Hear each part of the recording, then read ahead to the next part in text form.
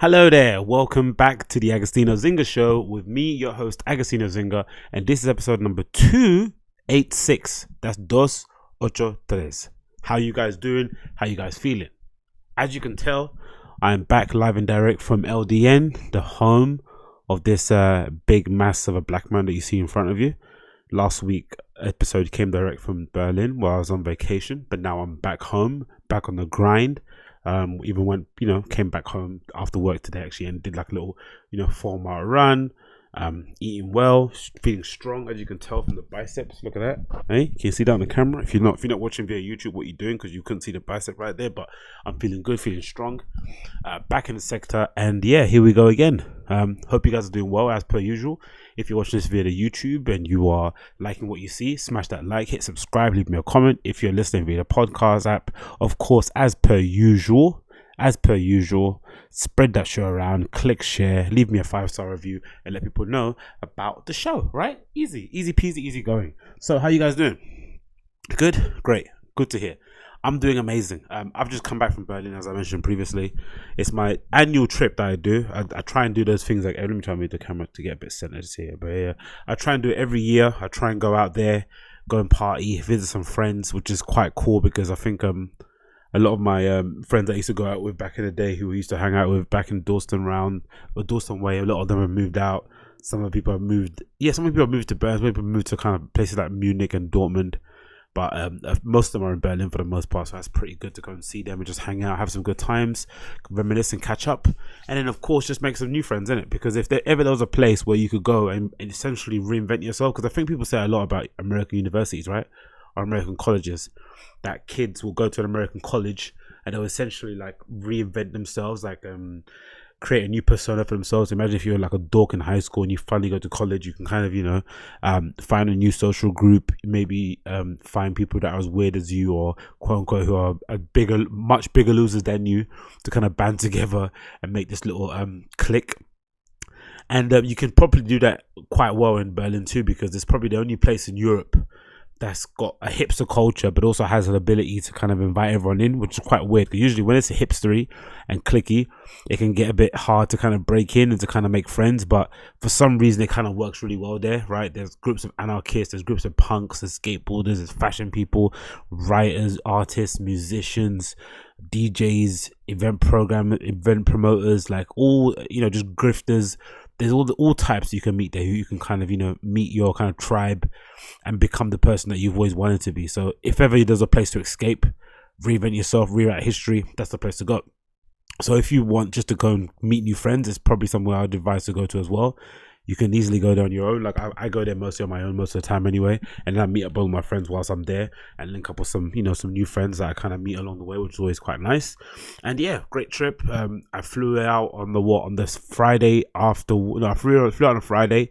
I was meant to fly out Friday after work, but then I decided to take the holiday off because I didn't want to have that kind of last minute rush where you're just trying to rush. You're trying to leave work on time, because I've always had that bad luck where whenever I book a holiday with the Friday.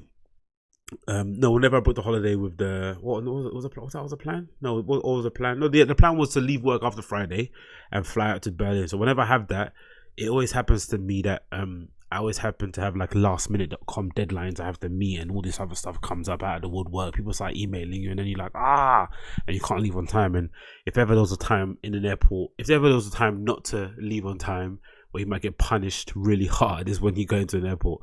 The late fees of booking in and all that stuff. It's not worth it. So I thought, let me just take the Friday off. I took that day off, and then I decided to fly out on the what flight did I get? I think I got the 1:45 flight, so which was quite nice. I didn't have to like rush out of my house at like 4 a.m. to get the early flight, which I think is quite overrated, because I think it depends what time you will sleep. If you end up sleeping quite early on the day before, you can possibly have a full day when you land at a new location. But I always find it, if I just sleep my normal time, like 10 or 9, I'm still quite tired because I'm waking up at like 4 a.m.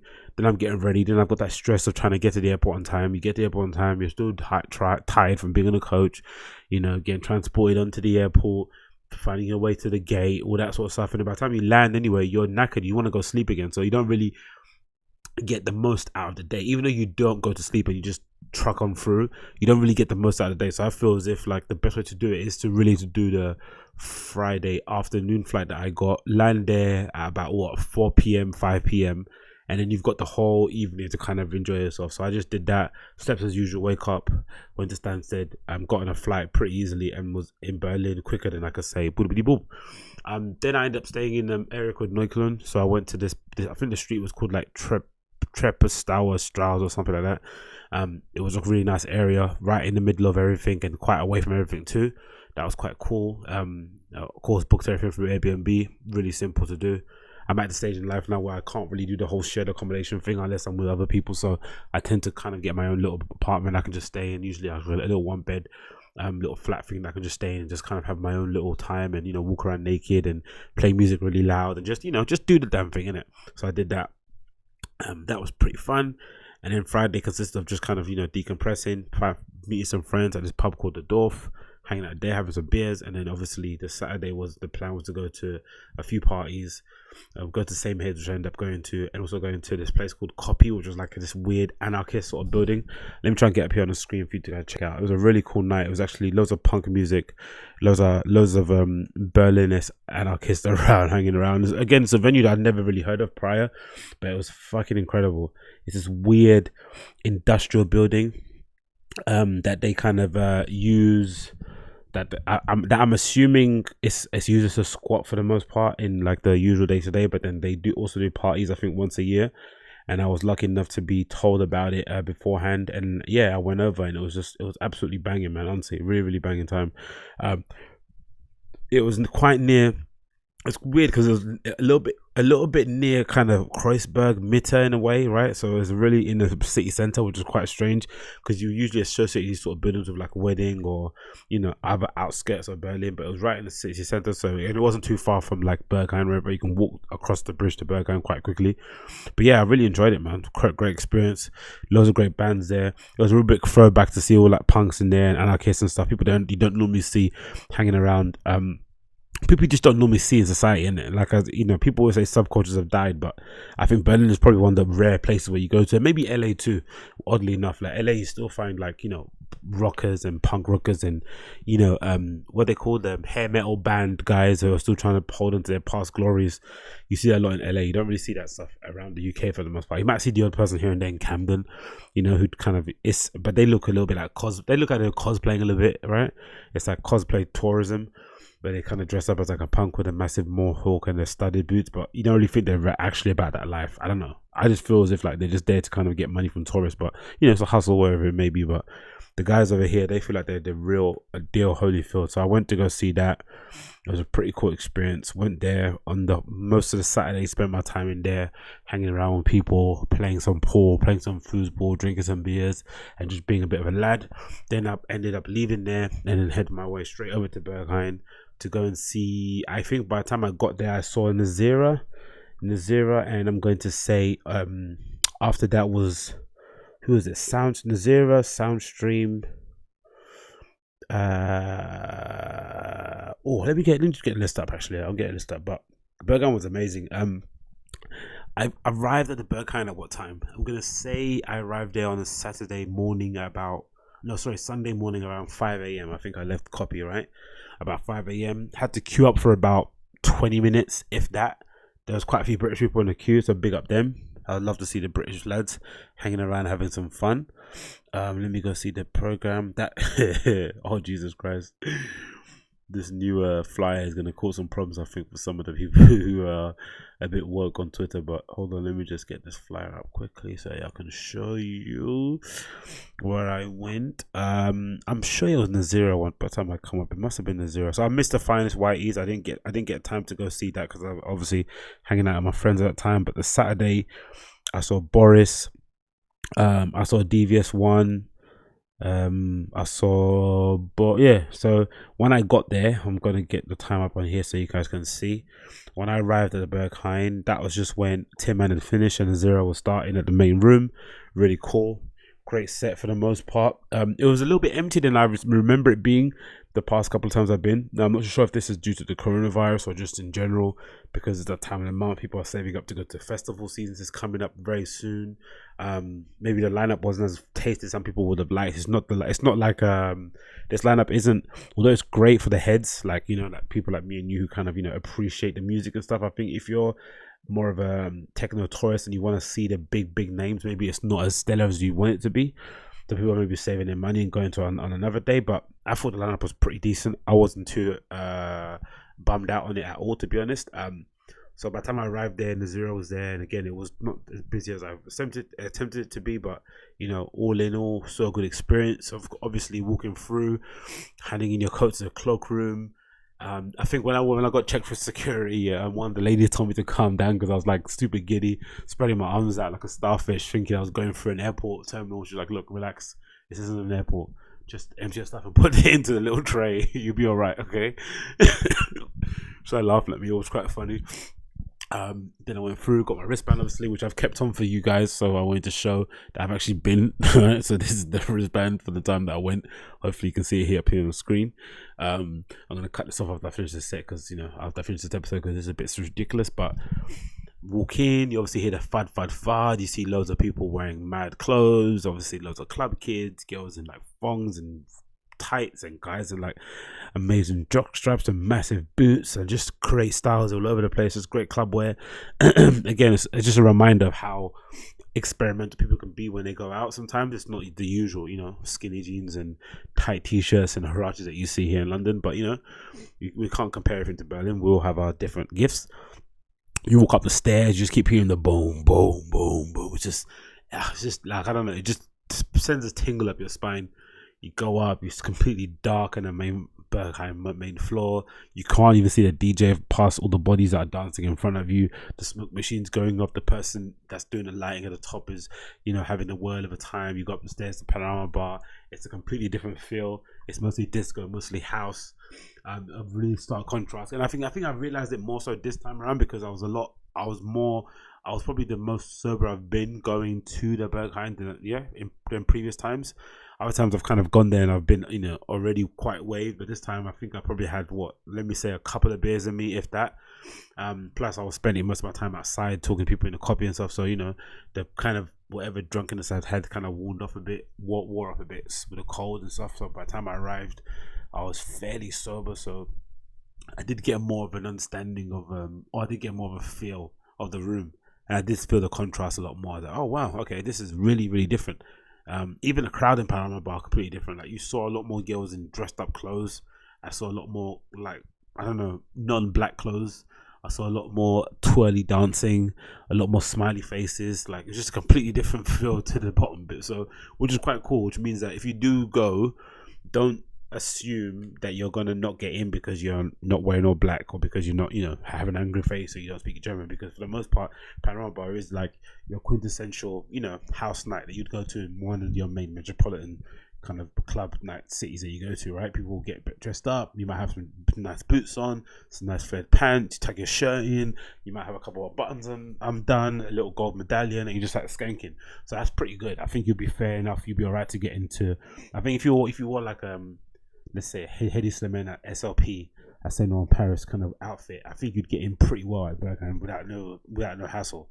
I think the idea that it's all just going head to toe is a bit outdated. I don't think that's really the good estimation of it. Again, both rooms cater to different crowds, so I think that works pretty well. And then so I think for the most part, who was in there? Let me look at the list again. So when I went up there, Tamasuma was playing. Then obviously it was Paramida, and then Soundstream when I just about had left, I think. And Sean J. Wright, Octa and Eric Street back to back was just an absolute banger. And yeah, just a really amazing night for the most part. I can't really speak of it any highly. To be honest, you get your wristband. You can come back after a couple of while, after a few minutes or a few hours. Sorry, you can go home, rest up, shower, change, come back, and you'll be all right. I took a change of clothes in my bag and changed halfway through, and I thought I got a bit too sweaty. Just in general, a great experience, and you know, something that I would kind of do going forward. But I think now with the experience I have of kind of being there a few times, and obviously hopefully going back there for the May Day festivities, I think the next plan is to, if I do end up going again, is to maybe just not even take a day off on the Friday and just do the Monday off. So you just kind of fly out on the Saturday. You kind of go to a random bar somewhere, hang out, go there on the Sunday morning, sorry, then go and leave there on the Monday, and then kind of fly out straight away in the first flight out from Berghain. That would be a pretty cool way to kind of end the day, I think, in that respect. So yeah, all in all, great time, enjoyed everything. Great crowd, everyone was chilled, met loads of British people in there, which was quite cool to see. Loads of Brits celebrating, having a good time, just enjoying themselves in there. And I think we're probably the best crowd in there, I've got to say, the Brits, because we appreciate the fact that we don't really have anything that comes close to it in our hometown or home country. So we really kind of enjoy the fact that we got in, the fact that people kind of let us party in there, and we don't take the piss. I think for some reason, or for a good reason actually, the kind of native Berliners sort of like take ownership of the place, and they're the ones that are kind of stewarding it, and making sure everyone's on point and no one's doing anything stupid, which is quite cool to see. But I think for the most part, the Brits are the ones that are like just like starry eyed, like I was, like, oh my god, this is so sick, look, I'm in here. So that was cool to see. And yeah, just in general, great crowd. I enjoyed everything about it, and again, I can't wait to go back again, man. It's one of my favorite places to go, without a shadow of a doubt. One of my favorite places to go, man. I love it. Yeah, so I think that's about it, isn't it, really? I think for the most part for Berghain. What else I got to report back on there? Not really much, in it. Didn't go to Burgermeister or anything. Just got a couple kebabs, that was it. Have to report on the food front, but again, I think I'll have a bit more of an extensive thing when I go May Day. I'm definitely going to do like a little vlog thing, I think, for the May Day festivities too.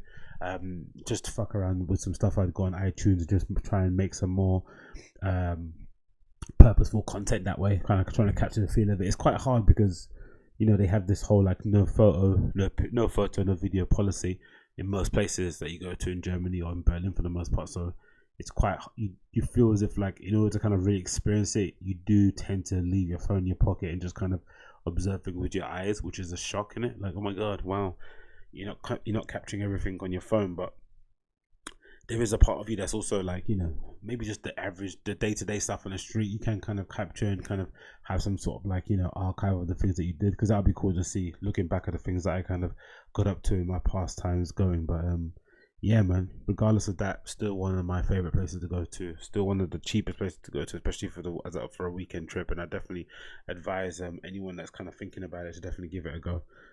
Yeah, Berghain for the win. What else is on next? Let's go. Loads of topics to talk about as per usual. Let me just go through a list of stuff that I've got here. Number one, we got Uber testing a 800 number, which I thought was quite a cool idea when I first saw it popping up on my stream. I think the original suggestion, the original idea that I had actually regarding the Uber testing thing is like, have you ever been an opportunity when you have been out and you don't have any battery and you've been out on a night out the whole time with your friends and stuff, and you've lost your friends and you've got no way to get home, but you've got, you might have money on your card, but you don't actually want to pay for a taxi because it's a lot more expensive than Uber, right? So you want to get the savings of an Uber without having to pay, extra over the odds to get back home. So I thought a good way to do it would be to maybe, especially in the main metropolitan cities or the main kind of spots across your city, like for instance, let's say Soho, let's say Liverpool Street or Shoreditch or Old Street, there would be like a little kiosk, like a little, imagine, in McDonald's how you have those kind of like touchscreen screens, those touchscreen kind of units that you go and order from. Imagine if Uber had something similar, and they put it in Soho, they put it in Oxford Circus, they put it in Liverpool Street Station, all these kind of places.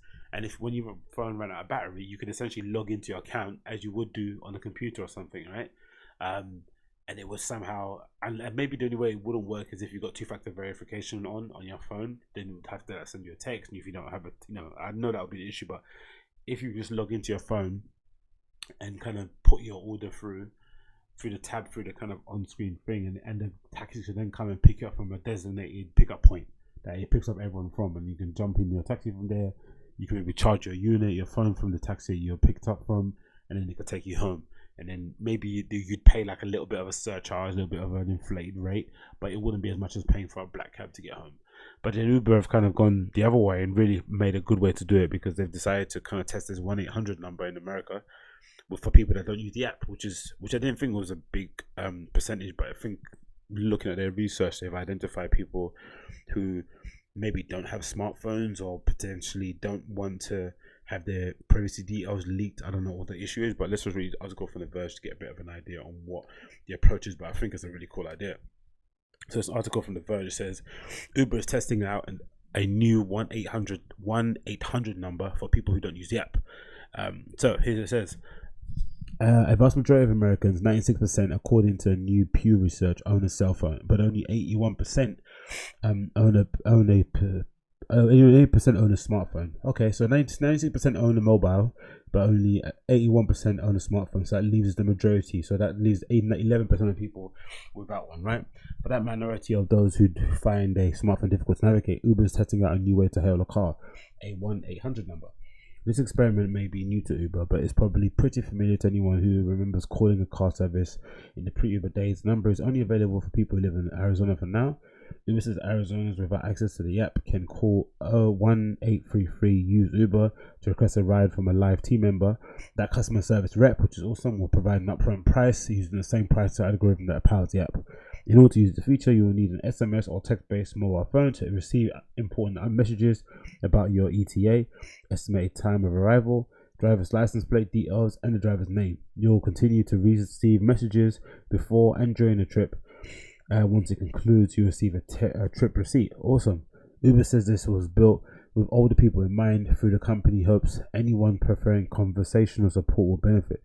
We built 1-833-USE-UBER to expand access to everyone that prefers a little extra assistance when they want to use our services. But you know that they're only doing this because they want full domination in it. This is the thing with startups, isn't it? They have no, I guess that's what happens when you get venture capital investment. There isn't, for instance, like, which is probably isn't possible in it, but if Uber was still bootstrapped and was able to kind of just like sustain itself through its own profits, they wouldn't need to do this. They wouldn't need to expand that quickly. But I guess as soon as you accept VC money, they want full and utter domination, right? Because that's the only way they're going to see big returns. They don't want to see slow and steady building. They don't want you to be, bootstrapped, or for you to just be using the money that you're kind of earning. They want you just to pump as much money into it just to kind of, again, increase their returns. So it could speak for the fact that they are trying to access or, infiltrate a new sector of the market, and it also could be a precursor to Uber maybe going flat out broke in the effort to chase every single customer that's out there. Because I think if you've been traveling outside of Europe or outside of the Western world, you know that Uber isn't that well received in other countries, and they have their own sort of like health services that use the same sort of same kind of app basically for the most part. So I guess for Uber, they know that they only have a certain number, they only have a certain population or certain area that they can actually dominate for the most part. Everything else is sort of out of bounds, so they have to kind of go hell for leather, especially with Lyft, barking at their heels and stuff, and really kind of try to cement themselves as the number one, which I'm pretty sure they are still number one cab or hailing, service, whatever it may be in the Western world. But they can't rest on their laurels, especially with the investors breathing down the next.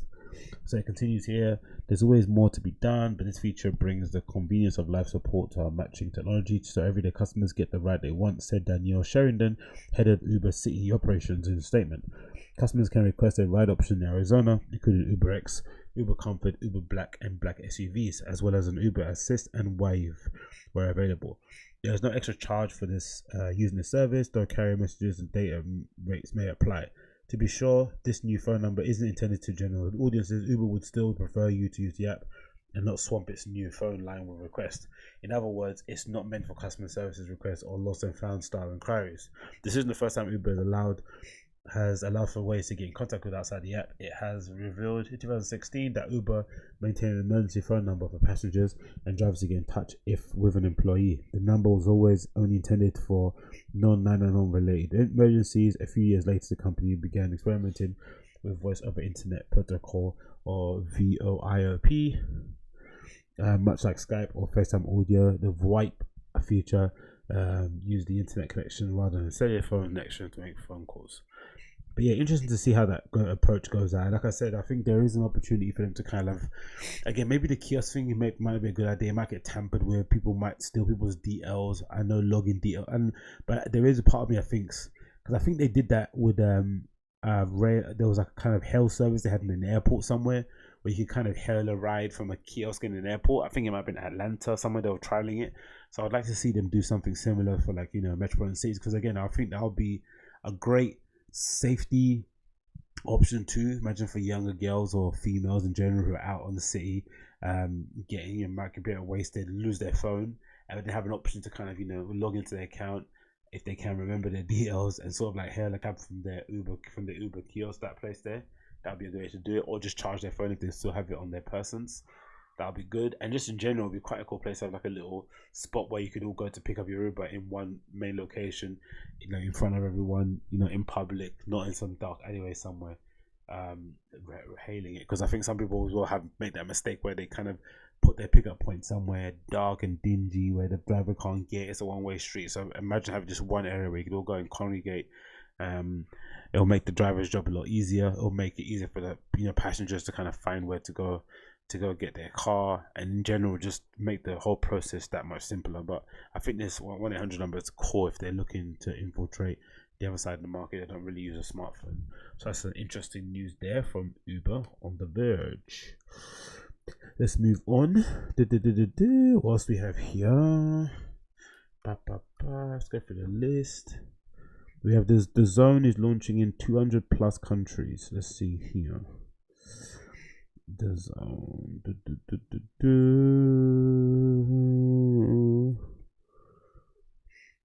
So, sports streaming service DAZN, or DAZN, however you pronounce that. DAZN is expanding into more than 200 countries and pursuing US, NFL, and NHL streaming rights. Obviously, they got the whole Canelo Alvarez there. I wonder, is he the main influencer, the main sort of like guy that they use, right? I'm always seeing the promotions for it, so I'm assuming that's the case. So this is the following here. DAZN, a streaming service competing with ESPN Plus to build a Netflix of sports, has announced aggressive international expansion plans ahead of the Canelo Alvarez next fight on May the 2nd. It's coming out very soon, isn't it? As part of an 11-fight deal with the stratospherical popular Mexican boxer. The company says it will launch in more than 200 countries around the world. DAZN presents DAZN is currently available in the US and 8 other countries, including Japan and Canada, with different content offerings in each. The current US service is heavy on boxing and MMA, but elsewhere it has much more broader lineup. In Japan, for example, DAZN now live stream rights for NFL, Major League Baseball, and the Premier League, and domestic baseball, basketball, and soccer leagues, all under $20 a month. Fucking hell! That's why I think, how is Sky Sports going to compete with stuff like this? Like, I remember when I was in school, for the most part, like begging my parents to get Sky Sports, and it was never an option because it was always, a gazillion pounds a month. And this was back when the only way you could actually watch kind of alternative content on your television was through Sky. It was through a satellite dish, right? We didn't really have the internet streaming platforms, weren't really where it was now at the moment. Obviously, you could still watch illegal, TV. You could still go on those legal streaming sites, but the access to like Hulu and HBO and Netflix wasn't what it was, or the services weren't what they are now at the moment.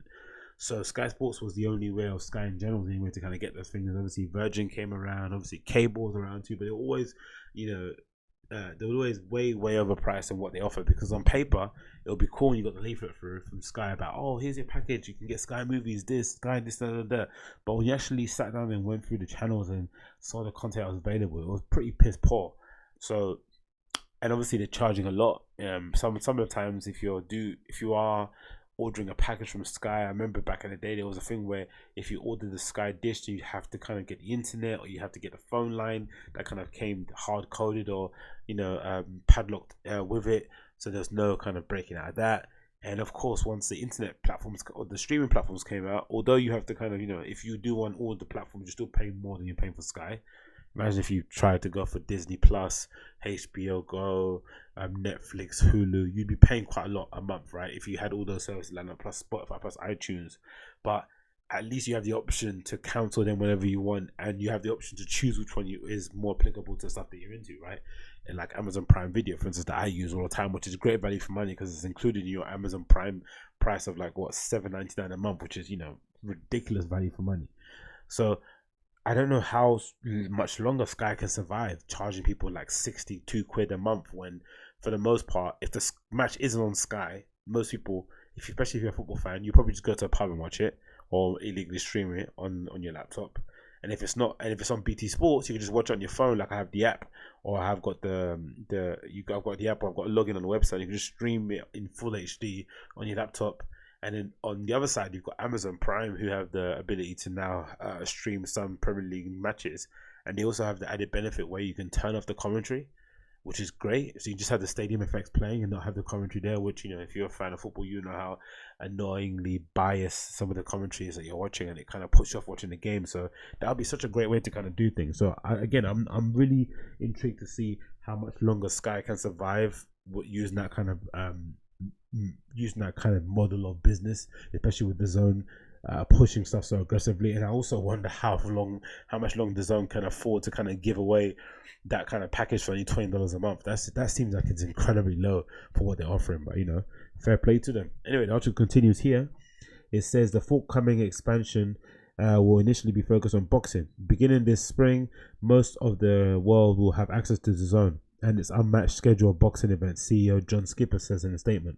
Our roster of championship fighters represent some of the world's most popular athletes, and we'll be working with them to stage spectacular international events for years to come. Skipper, who ran ESPN, this is good, I didn't know that. He ran ESPN until 2017, sees the DAZN international growth as a way to amass rights and subscribers around the world before making a major splash at home. Our competition so far has been to mostly be where they ain't ESPN, he tells CNBC, but it is our intention over time to compete aggressively everywhere. In particular, Skipper is targeting NFL and NHL stream rights in the US. Fucking hell, because ESPN have got an actual stranglehold on it. If you look at all their sites, content, like ESPN and the NFL have essentially embedded each other for a very long time. So for DAZN to get in there and kind of wrangle their way into that little threesome was going to be a little bit of a hard battle to do. But again, money talks and it bullshit walks. So I'm sure if they're able to put in a better offer better terms, then it's just going to be very interesting. Or maybe just split the rights in it just in half and give half and half to each competitor and see who does a better job, and then the consumers have to decide. But yeah, let me just see what they do with the Premier League going forward. Again, I'm liking what Amazon Prime are doing with their Premier League footage. I want to see more of that, and just want to see what BT Sports do too as a competing guy. Because again, I think for us, for viewers, for customers, it's all benefits. We're getting 3 different companies competing for the right to show us sports, and then you got Sky Sports who are just there languishing, trying to drum up fake controversy with their transfer deadline day bullshit that they have on. You know what I mean? So if those guys are able to kind of pick up the slack, and which they've kind of done pretty well, I think for the most part, to fair play to Sky Sports, you can see they're making more of an effort to kind of get involved with the fan channels and bringing in some of the personalities on YouTube who amass mad numbers so they can kind of bring their viewership to Sky, which is quite a good idea. But for the most part, I'm not sure how well that works, because I know for sure when I see clips of somebody that I like, let's say Rants and Bants or someone for talking on Sky Sports News, I'm most likely looking at some mad, recorded from a TV Twitter video clip than I am going to the official Sky Sports News channel to go hear him talk about it. So maybe they're missing a beat there, but again, at least they're trying to get in touch and kind of connect with the kind of millennial football generation, more so than other places have done in the past. So let's see what the kind of transpires in the next few months or years happening with all this sports stuff, because I think it's going to get very, very interesting very, very quickly. Let's say that, for lack of a better term. Let's move on here.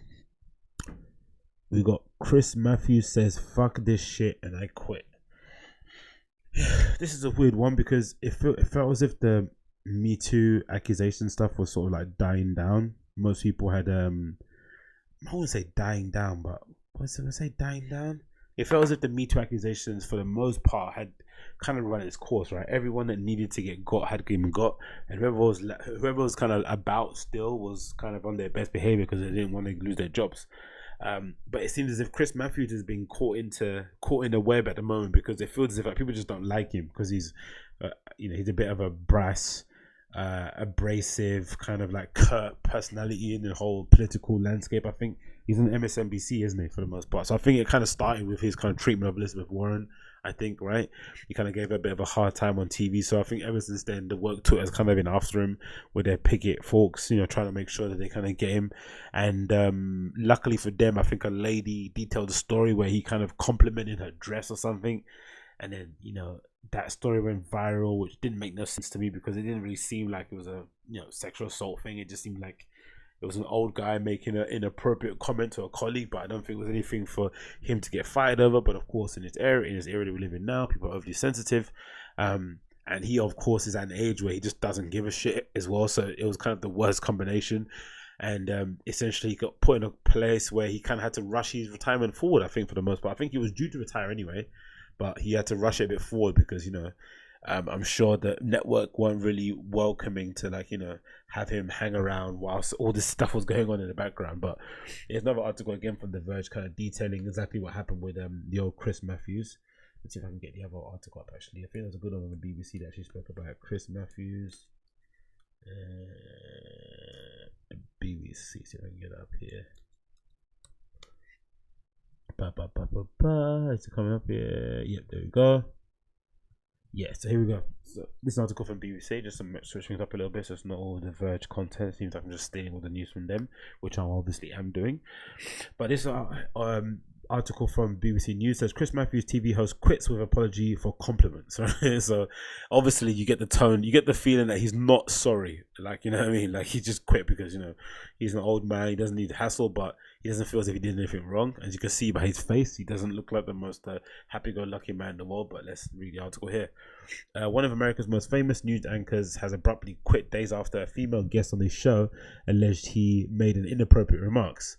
Chris Matthews, a veteran host of liberal cable channel MSNBC, said Monday's Hardball show was his last. Last month, he apologized for likening Democrat presidential contender victory to a Nazi invasion of Europe. Oh, God. Once a speechwriter for President Jimmy Carter, Mr. Matthews launched his political talk show in 1987. The 74-year-old said on Monday that compliments on a woman's appearance that some men, including me, might have incorrectly thought were okay were never okay. Not then and certainly not today for making such comments in the past. I'm sorry. Mr. Matthews, who underwent prostate surgery last year, said he came to his decision after talks with NBC. So, of course, he's a legend. He's got a big name. And I'm assuming his probably handlers or his agency or his representation probably look, you're probably not guilty of this, but if you just keep going on and on, they're going to find out other things that have happened in the past that are probably more egregious than this offhand remark he said about the lady. And to kind of to protect everyone and to kind of make sure no one comes out of this looking too bad, let's just quit, be the bigger man and just walk away. And I would assume the lady in question probably got given a little bit of a a brown envelope as well, just for her troubles, because as creepy advances go, this wasn't too bad. It doesn't sound like it was that distressing, but again, I would imagine maybe if you're working with him and he's this big political media figure, ex-speechwriter to Jimmy Carter, 74 years old, very commanding, very powerful, has an aura about him, and he says those kind of things to you. I'd imagine if you're like a young girl and you're in an internship, it might kind of make you feel a bit, it might put you out of place a bit. And again, it just because he's 74, I just think there is it feels as if that generation is just dying out, and of people saying those kind of things. I don't think anyone nowadays, especially if you're like a producer or an executive and you're in your 40s, I just don't think you would have the guts or the reason to kind of go up to one of your interns who happens to be 21 and compliment her boobs or something, or make a remark about a bum. You wouldn't do it nowadays. So I think, even though it's been distressing for some of the women who've been subjected to this treatment, it does feel like it's they're kind of being aged out. They're being phased out over time, just through age and just through kind of the times moving on. So it feels as if we probably won't repeat those mistakes again. And again, maybe it's because people will just be afraid. You would hope it's kind of a societal change, right? You'd hope it's because we've kind of evolved as a society and we're like, what, that isn't the right thing to do. But it also could be possible that people will just be worried that they don't get Harvey Weinstein, and they'll keep all their creeper behavior behind closed doors, which is probably the worst thing to happen, right? Because you do want to bring all that kind of nastiness to light. But again, in the future, I think it's beneficial to women anyway, because it means that in a workplace you won't be subjected to these kind of weird sexual kind of power games that don't really, that we can't really define at the moment. I think that's what Jordan Peterson argued quite eloquently one time about, we haven't been working together, men and women, in the same workplace, under the same roof, in the same teams for that long, right? So it's still something that we're trying to having to navigate through. And if how many workplaces have you been to where there's couples, who have met there, who have kind of got married and had kids and shit? Like, it's quite a complex thing to kind of deal with, because on some cases you could say that's completely inappropriate, right? There shouldn't be people in the workplace, hooking up and having children and shit, because for all the stories that end up like that, there could be other stories that end up in absolute catastrophe. Someone has to move and leave the job that they love because they can't face coming into the morning and seeing someone they once loved moving on with somebody else. So I don't know. But anyway, let's continue the article. Last Friday, journalist Laura Bassett wrote her first piece cover story for GQ magazine, which she alleged Chris Matthews made remarks that had made her uncomfortable when she was a guest on the show back in 2016. Sometimes these accusations, man. 2019, you write a piece, happened in 2016. Jesus. Anyway, she wrote that she wrote that in the makeup room before the show, Mr. Matthews looked at her and said, "Why haven't I fallen in love with you yet?" That's like a creeper number one question, isn't it? What kind of question is that? Why haven't I fallen in love with you yet? Like, what? Miss Bassett wrote, "When I laughed nervously and said nothing, he followed up to the makeup artist and said, 'Keep putting makeup on her. I'll fall in love with her later.'" All right, cool, man. Another time, he stood between me and the mirror and complimented the red dress I was wearing for the segment. "You're going out tonight?" he asked. It was not the first time Miss Matthews had been accused of making inappropriate comments about women. In 2016, a hot mic picked up his remarks about Melania Trump as she took to the stage at a rally for her husband's inauguration. The MSNBC host was rehearsing of the former model. "Do you see her walk? Runway walk. My God, is that good?" He's just a horny old man, isn't it? Like, and objectively speaking, Melania Trump is a good-looking woman, isn't it? Right? Like, I don't see anything wrong with that. Are you just not allowed to comment on somebody's physical appearance at all? So you can't say to the lady that had the red dress on that "I like your red dress," and you can't say to Melania Trump, who couldn't hear her, through just talking to his colleague. He can't just speak in jest with his fellow male colleague and say, "Hey, look at her walk, look how hot she is." I don't know, man. Where do you draw the line? That's what I'm saying. Like, where do you draw the line? Like, if you say you can't say that, then people shouldn't be going out of each other in workplaces. They can't. It shouldn't be allowed. There should be no relationships, no sexual advances made at the workplace at all. Point blank. That's how it should be, right? Or you could do that thing where, like, you organize some kind of group activity where colleagues and stuff can go out, have fun, drink, and then hook up that way. But nothing can happen in the work premises, which kind of gets a bit sticky because people could just say, "We went outside and then we hooked up, so it doesn't count." But it's just, I just find it a bit strange that you can't actually comment on something like that. Like, but I guess it's the way you say it, maybe, or how you propose, or the fact that he's the one who could. Because I guess this would be a lot different if Chris Matthews was just like a regular anchor, and the woman was regular anchor too, right? The fact that he's just like storied veteran political figure in America, very well known, is that power dynamic that people talk about, right? The power dynamic that he's the one that's in control, he has the authority. The woman feels as if like she doesn't acquiesce, that he might get fired, and I don't know. Anyway, it continues here. The MSNBC host has heard saying that in 2011, Mr. Matthews raised eyebrows for saying that the Republican vice president nominee Sarah Palin could not be hotter as a candidate. Okay, I don't think Sarah Palin is that hot. Do you think so? I don't know. Maybe older dudes do. Last month, Mr. Matthews was hosting the cable network's coverage of a left-wing Democrat presidential contender Bernie Sanders' victory in Nevada caucus when he said, "I was reading last night about the fall of France in the summer of 1940, and the general calls up to Churchill and says, 'It's over.' And Churchill says, 'How can it be? You got the greatest army in Europe. How can it be over?' And he said, 'It's over.' Supporters of Sanders, a Jewish candidate, whose family members were murdered in the Holocaust, said the analogy was deeply offensive." Oh, shut up. Mr. Matthews went on to his show 2 days later to apologize and promised he would strive to do a better job myself evaluating the political discussion. But last Friday, the TV host caused further embarrassment when he confused the identities of two black men, Senator Tim Scott and the Southern Carolina Senator candidate Jamie Harrison. You know what? Having read this entire article, maybe he's just old and tired. He's 74 years old. He's probably, in real age, he's probably aged 10 more years, and actually he's probably 84, especially with the pressures of being on TV, doing politics every day, having to deal with social media at that age. He's probably just had enough, right? Like, it's a good run. How much longer can he?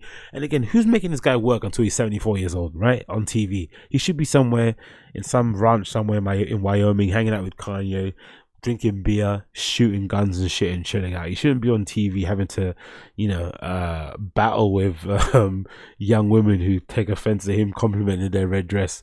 Like, he shouldn't be doing that. So maybe it's for the best that he's actually leaving, and he makes some room for new people to come in. And again, he could probably do the same job he's doing now, with a good Wi-Fi connection and a good computer and a camera somewhere in his living room, just ranting about politics and talking about how it was back in the day. I remember when. He could do that quite easily. He doesn't need to be on TV. So I think it probably might be served for the best, and hopefully he's got that option on the cards. Even a podcast would probably be quite good for him. He doesn't need to be on TV having to battle like that, because again, he's lucky that nothing he said so far has been too egregious. I don't think it's obviously still been inappropriate, but he would have got to a point where he just would have kind of just started self-sabotaging. So it's better that they kind of cut their losses, and he's moved on now in this case. So yeah, let's see what he does next in his next adventure. Good old Chris Matthews, what an absolute loon. Move on here. What else we want to see here? This is all. Oh, we got some other bits and pieces I want to talk about here. Let's move on. Let's see. So we've got some other fashion bits I wanted to talk about before we move on. Where is it?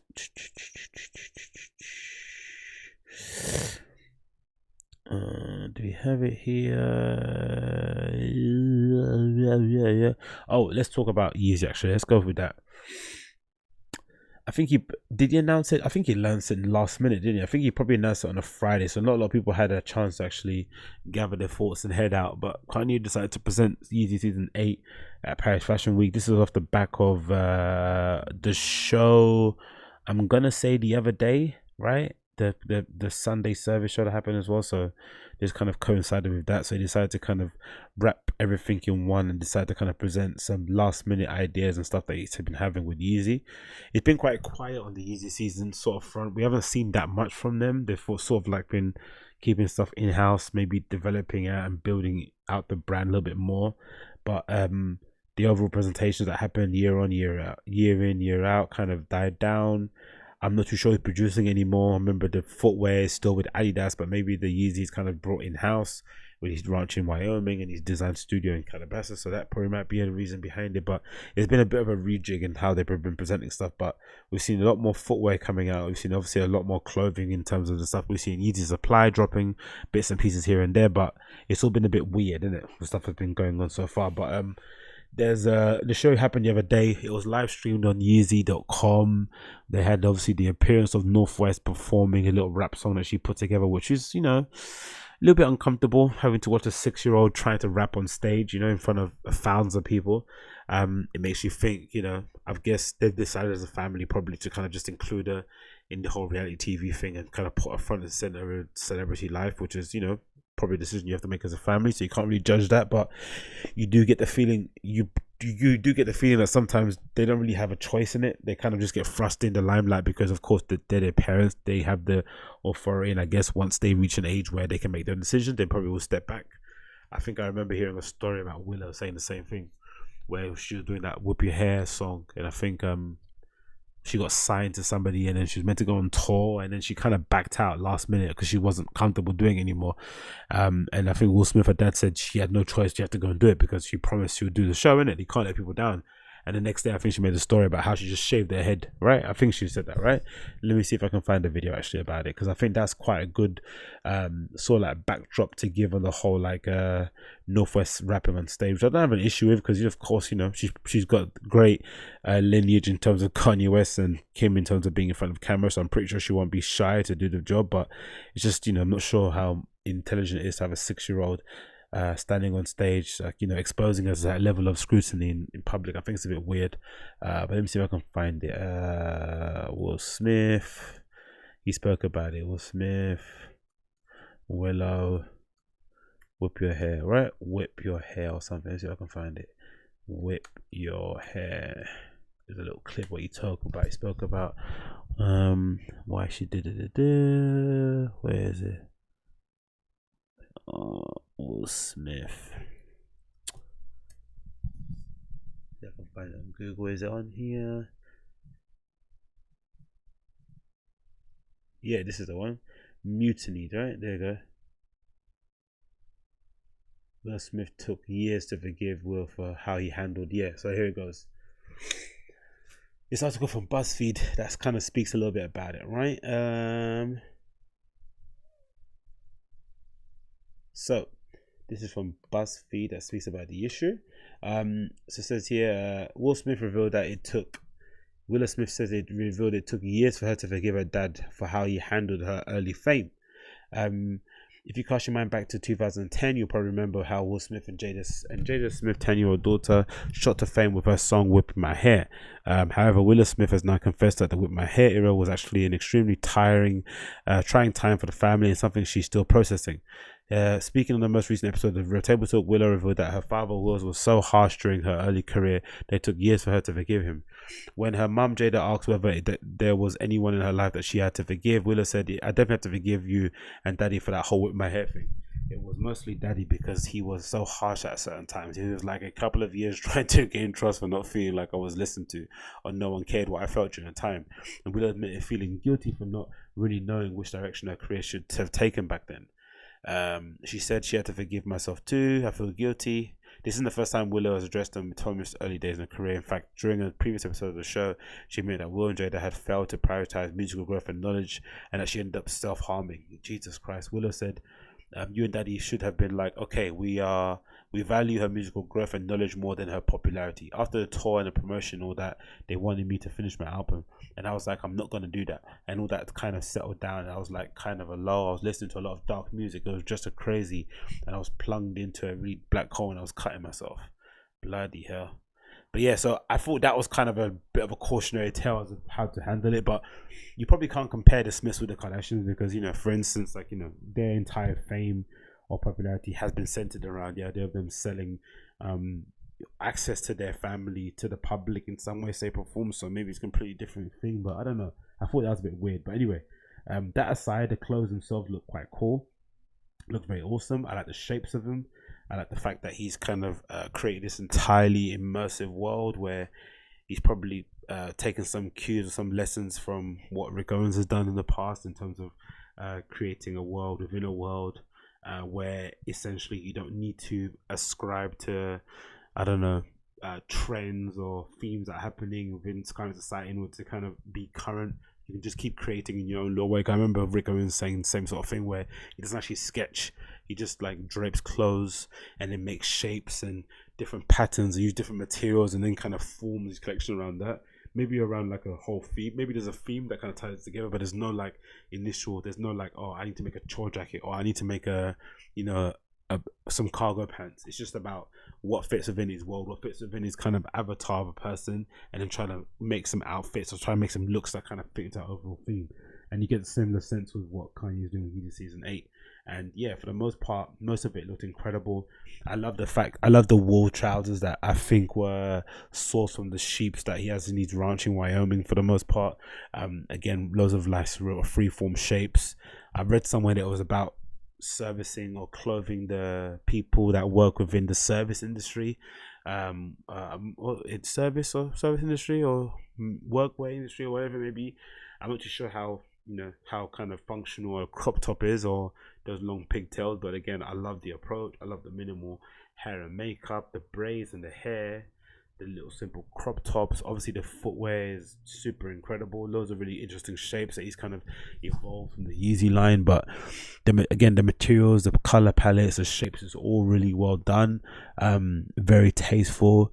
I think most of the models were walking at a completely slow pace. There was this weird dome shape that he's used previously from this architect who I forgot his name, who he's a big fan of, something Namir or something.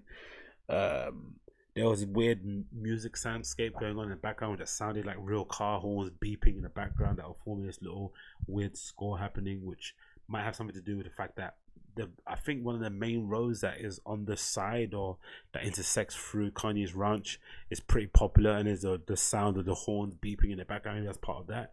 Not too sure.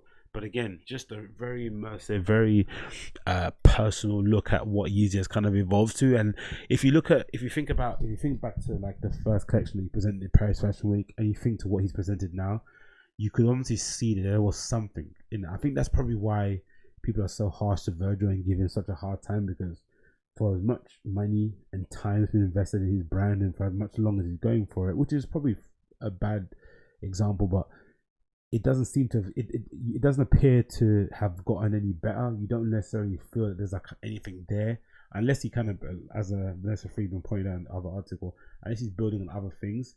It feels as if like he doesn't necessarily have his own way. He doesn't necessarily have his not own way, but you don't feel as if there's a world he's creating. You just feel like he's just adding on top of things that already exist, right?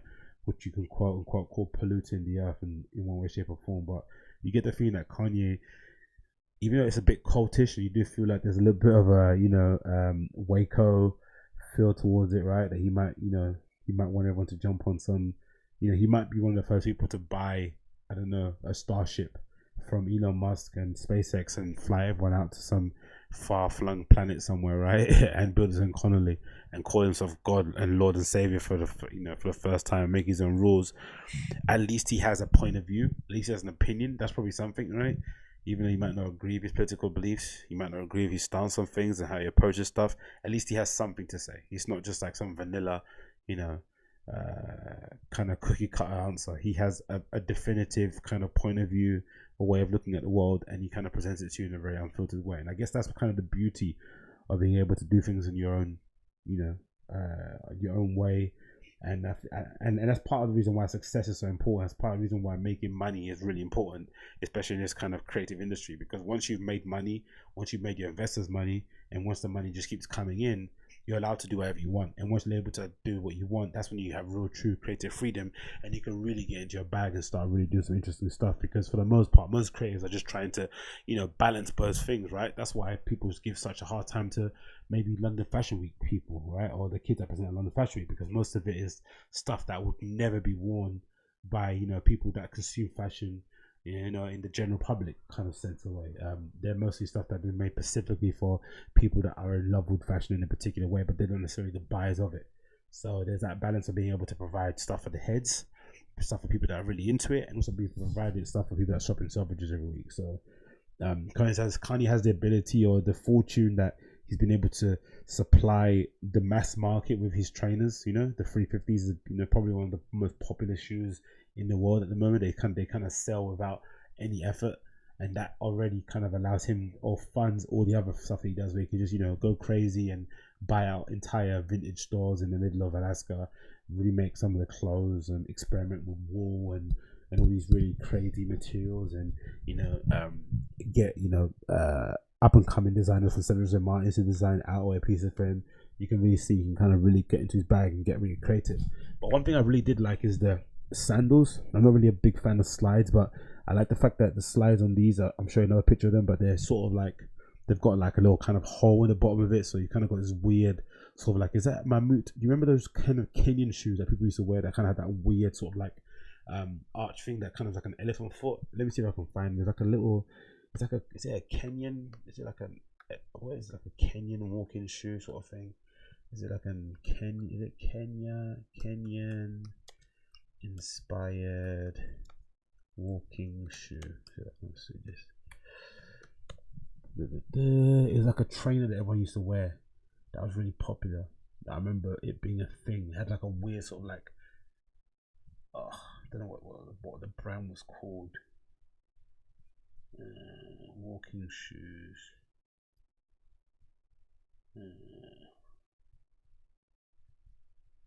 I can find that inspired walking shoes. Did that come up? Nope.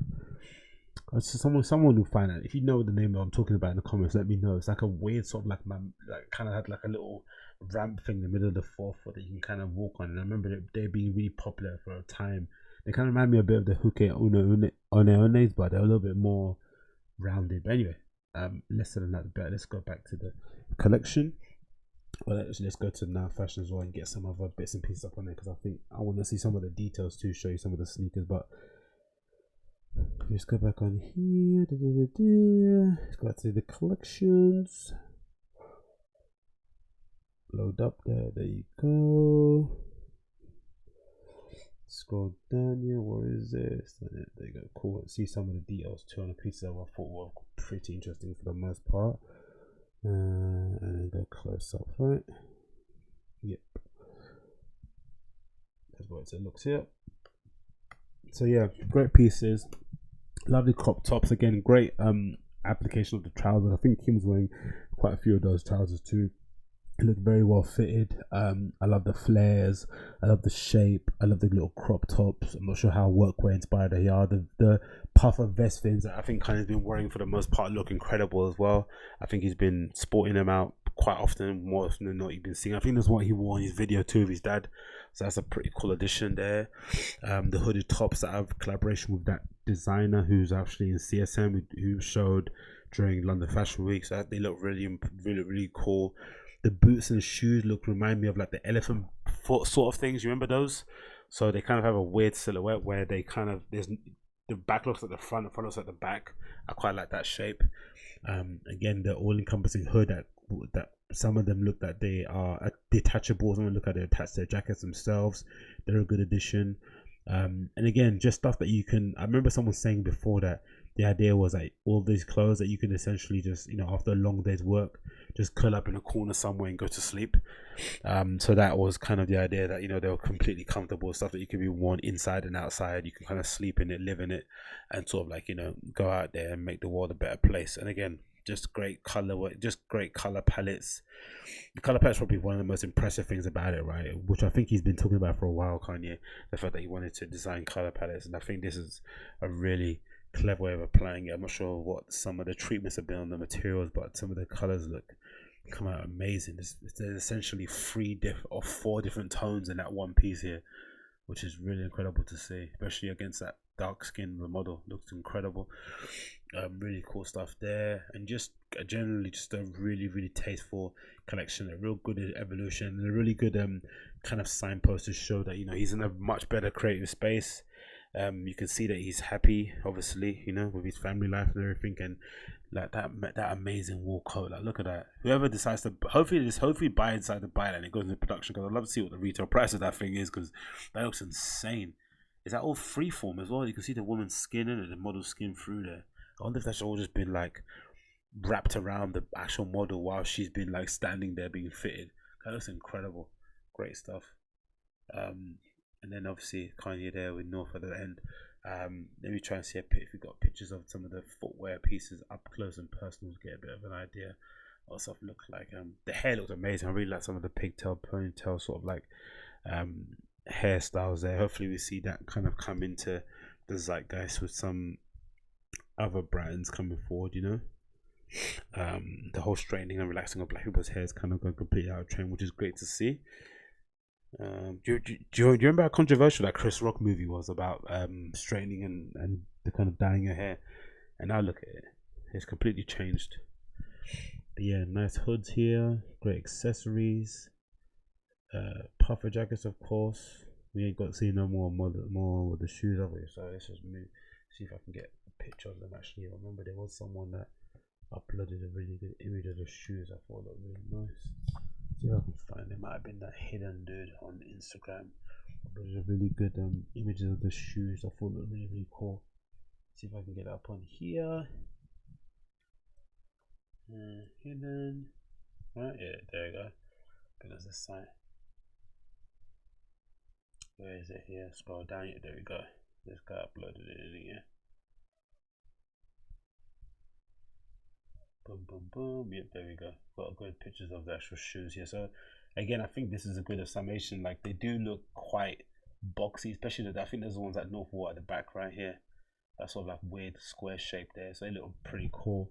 And you got again these nice little boots here with nice straps, the different kind of soles. I think the soles was something we saw similar in remember that showroom picture someone showed of the pictures of the kind of prototypes they use, and I think there was some of these kind of soles that were there, so I think some of them have been kind of applied onto other uppers and stuff, so they're going to be quite popular going forward. Hopefully we see those kind of being reintroduced and looked upon going forward. And then what was your other thing? Oh, and then going back to the Vogue thing, actually there's actually quite a cool little interview towards the end of it that was quite funny, that I thought I'd quite read out to you just as before we end the show. So this is the roundup review from Vogue here, written by one Luke Leach. Did I pronounce his name right? So it goes here. There were several memorable moments this evening at the return of Yeezy in Paris. Northwest performances at the finale was an assured for any 6-year-old. I don't think you can really critique a 6-year-old performance of a rap song. But anyway, to have a member of the Yeezy team threaten to confiscate my camera SD card for taking photographs in a preview of the collection we're invited to here to report upon, yeah, good luck with that. Felt like a cosplay in North Korea. Unholy too. Ultimately, however, this was a gathering about the star power of Kanye, his kin, and the universe they're shaping. That universe is now centered in Cody, Wyoming, a Buffalo Bill founded town around which West has circled his wagons and where he holds his Sunday service. Tonight's event was held in Paris's only Oscar Niemeyer designed building. That's obviously the dome I spoke about earlier. Where a huge crowd hovered in a space, expectant. We were invited into a mirror roof dome centered with sage, imported from Cody. Amazing again, loads of floss in there. We also imported those massive trucks that they used to hand out Yeezys in Chicago. They seem related to previous Yeezy, but evolved, more organic, rougher, and texturized. The neutral ochre palettes remained, but some garments were raw. They were what looked like recycled leather and treated tuffled, wore in asymmetrical bra tops and tight pants. Kanye materialized, gold of tooth and parlayed to a cluster of us who surrounded him as they do with Musha Prada Milan, thrusting our phones and straining to hear and below his best of what I've reeked up from the Kanye so. West, like, if you take the rubber piece right there, there's only one line in the hood, so it just keeps reworking to make the shape. It's rubberized. I've always been obsessed with hazmat and the whole kind of vibe, so with this I see a couple of things where it's just the beginning of a new language. The questioner asks an indistinct question. West replies, a lot of times when washes are very rough, it feels very unfinished. I just think about renowned art dealer Axel. He doesn't use a bunch of leather and shiny marble. He's both very wabi-sabi and zen, which is cool. Questioner gesturing at the woolen garments nearby. Is wool from your sheep at the ranch? It will be, he said. It's experimental. Question number 7. Question again here. You said you had 700 herd of sheep. Is that true? Yes, we're just looking at different ways of approaching things. I mean, 90% of our collection is muslin. It's it's just the original fabric, and we're looking at how to create suede-looking effects. Okay, interesting there. Are you happy to be back at Fashion Week in Paris? Someone asked. He said, that's a big question. I stopped doing merch 4 months ago, which I didn't actually think that was a big. Which I wonder if that was part of the backlash because he was selling Sunday service merch for like $200 a pop. I wonder. And then he said, and then we started working on the opera, and because I wasn't pushing myself enough, and we were doing $1 million a night in merch, like flex. I remember when I first started doing fashion, everyone would just say, just do a t-shirt. The Road just did a t-shirt because people had to do a celebrity comparison, and we thought not to do the t-shirt. And then I looked up, and I was only doing t-shirts. So he stopped and just started focusing on making new shapes, new adventures. The pieces here, some of them are in an infant stage. They're all new interventions, new approaches to apparel. After I did my first opera in Hollywood Bowl, 2 weeks later, we did another opera and then another and another. So each one of these things is a form of practice, and it's just getting back on the horse, designing, presenting ideas, because we presented so many things that have influenced color palettes, shapes of shoes, and shapes of 350, one of US's most successful sneakers. Is becoming the most iconic shoe in the past 15 years. And now we have this new slides that we're doing, and we'll also have these new shapes to start to affect our designers. So it's just important. Questioner, do you imagine you're going to produce this collection? Yes, we will. I mean, I like the exercise, which is great to see that he's just creating for creating's sake, which is nice, isn't it? You'd hope more people would do that actually going forward, but of course he's got the luxury to do that because he's got loads of zeros in his bank account. He continues here. Also talk about the mass scale. There are 8 billion people on the planet, so what is mass really? Whether it's great, whether it gets you a big gap as the gap when I was younger, or it's one that's closer than one of the 8 billion. Question: why did you bring the service to Paris yesterday? Oh, to spread the Holy Spirit. That's my job. Okay, we're passing on Christianity shit. And does it relate to the collection? Are you connected? Yes. I think about the way I use clothes and think about the way I present the models. You know, now that I'm married and now that I have 2 daughters and now that I'm saved, it's a whole different type of mentality I represent. After this, a bit of confusion with the doors, he exited the sage-smelling space, stepped outside. Here a greater crowd had gathered, and a collection eventually walked into the indistinct light to be projected upon the facade of the Naima behind it.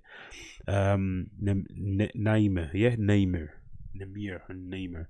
A planned chorus of car horns echoed moodily across the square. The collection was mostly crop tops and pants with sludgy toned down-filled jackets. And quoting irregular places, we segued into the foreshortened or judo pants over tops of a pants, and then the woolen pieces that were not West Flock and then North came out and sang with great percussion, a very precarious facility, and lo, Yeezy had risen in Paris once more. Of what to do, the omens of the strange season speak. So yeah, overall great collection. I liked what I saw so far. I think again it's a good representation of where he's at designing wise.